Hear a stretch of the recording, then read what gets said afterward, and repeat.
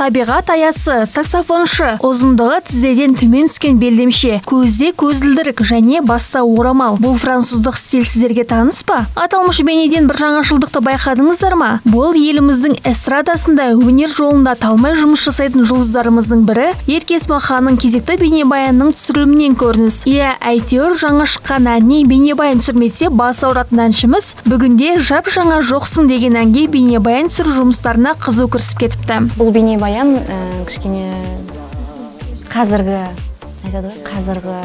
толқынға арналған, қазіргі жастарға, бұрынғы Ерке, бірақ кішкене жаңағы қалай айтсам болады, қалай түсіндірсем екен.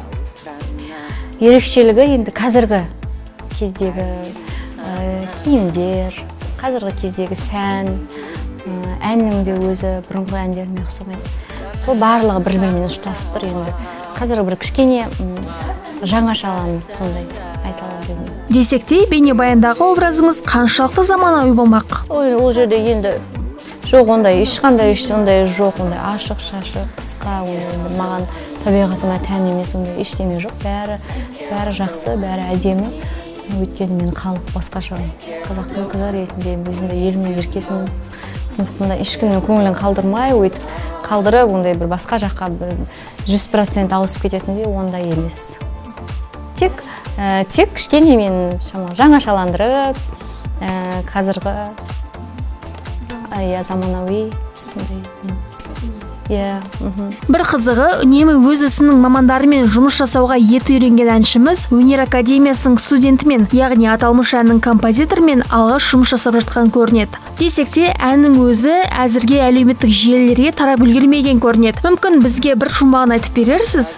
Айта алмаймын, өйткені мен ол әнді бейнебаянмен бірге солай сауын кескім келіп тұр. Бейнебаян сюжетінің не жайында екенін әншіміз ашып айтқысы келмеді. Әйтеуір барлық бейнебаянда үнемі махаббатын іздеумен жүретін аруымыз бұл жолы да сол әрекетінен таймаған көрінеді. Бейнебаянның сюжетін барлығын ертең бейнебаян шыққан кезде көресіздер. Мен өзімді әлі білмеймін дұрыс.